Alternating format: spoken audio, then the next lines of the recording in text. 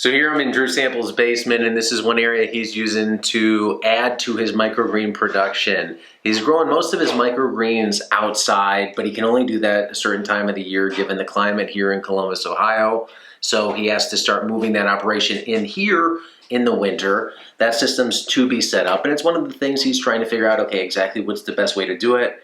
They have a plan, they're gonna go after it. He also starts all of his microgreens down here. This is the packing room or the seeding room essentially, and then they get taken outside to grow in the sun. So now we're gonna take a look out there and see what his greenhouse setup is actually like. It's a nice $500 greenhouse from Amazon. So these are the microgreens. So they're all kind of in different stages. So these should be probably ready to go tomorrow, or I might let them go another day to get a little bit bigger leaves. Going down the line, what do you got here? So these are pea tendrils. This is arugula. This is radish. So we do a couple trays of radish. I use 2 different varieties for the different color of the stems.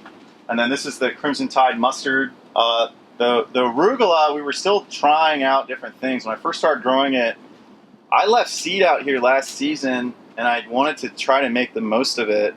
And it actually ended up growing, and then we were having, and I think that was a lot of reason why we'd have yield issues at times, was because, I should probably put this knife down, because the seeds were literally seeds that probably shouldn't have grown or shouldn't have worked, but they ended up growing, so I didn't even know what varieties I had. So when I finally had to buy seeds again, I got Rocket and Astro, and Astro seems to be working the best, so we're probably going to stick with Astro as the main one. So one thing that I'm a big fan of is buying a pound of different seeds of different varieties of the microgreens and seeing which ones grows, seeing which ones the chef actually like flavor-wise, look-wise.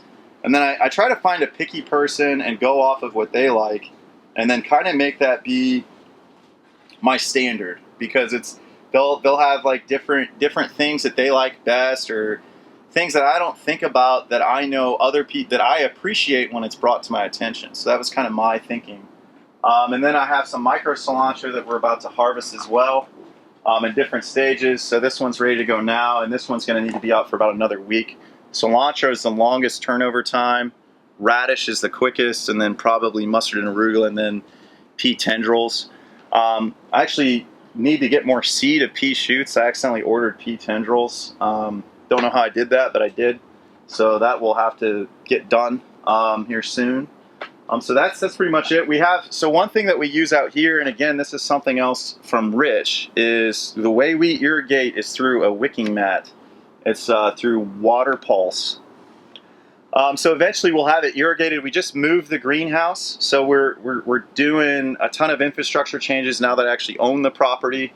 So it will run from up here, and it will have a little needle, and it basically plugs in like an IV, and it can go on a timer. So I'm a big fan of this. A lot of people like underwatering, like bottom watering them. Bottom watering, yeah, thank you. And these mustard and arugula, they're so dainty, and radish especially too, do not like to be overhead watered. Peas, it doesn't really matter. Well, you got one of these. How do they like one of those micro mist heads? They don't like them at all. They'll lay over. We tried it. They don't like it at all. These are great on pea. Like pea are probably my favorite crop because they're the lowest maintenance crop. I don't like a lot of pea though, but it sells well. Like pea shoots are a great crop. People like to buy them. The seed's not expensive. It grows quickly. It's a great crop, but when it comes to, for me with restaurants, it was, well, let's find stuff that people aren't growing already in the area. Because I do have a local mentor, and I didn't want to step on his toes because I like working with him. And there's, going out to eat is the #1 source of entertainment here in the Midwest. So there's plenty of places to eat. There's plenty of places to sell. It's not a saturated market. My competition is not another local grower. It's a large distributor.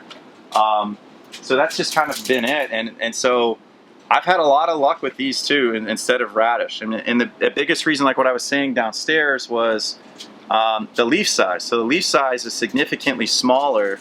And for the way that the chefs at the higher end restaurants like to use microgreens as a garnish, it's a lot easier to have that little leaf on the plate. So One thing that comes up a lot with microgreens is the dollar value per square pound. That attracts a lot of people thinking I can get 20, 30, 40, 50, $60 per pound, but you have to keep in mind there's a balance there. Yes, they are profitable. Yes, you can get a high dollar per pound, but you're probably not going to move a lot of volume of these. So if it's $50 a pound, don't expect to do 500 pounds a week of them.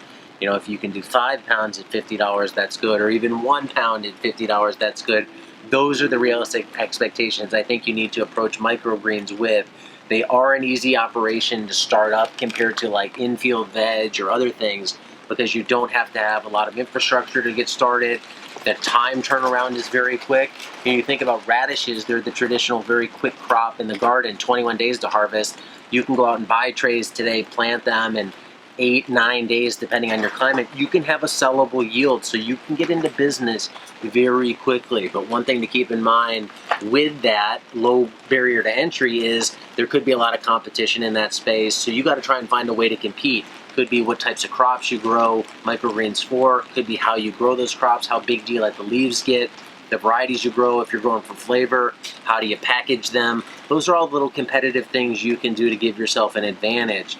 You can't just do it the way the recipe says. You're going to have to start that way and figure it out and adapt along the way, make some mistakes, and find out what works for you and your situation.